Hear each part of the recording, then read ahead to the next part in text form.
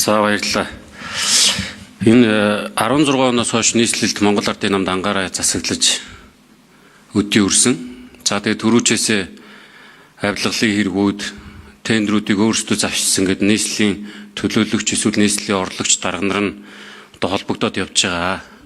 Тэгээ энэ 2024 оноос хойш эхэлсэн энэ нийслэлийн төсөв санхүү эн чинь бол яг бүр онцгой үед харж байгаа. Нийслэл түүхэндээ хамгийн их буюу 4.1 их найт төгрөгийн зарцуулалтыг хийсэн энэхүү зарцуулалтын дээр нь ажлын хэсэг байгуулъя гэж байгаа. Тэгээ энэ ажлын хэсэгт багтж байгаа 11 гишүүнээс 6 нь буюу олонх нь бас Монгол Ардын нам байна.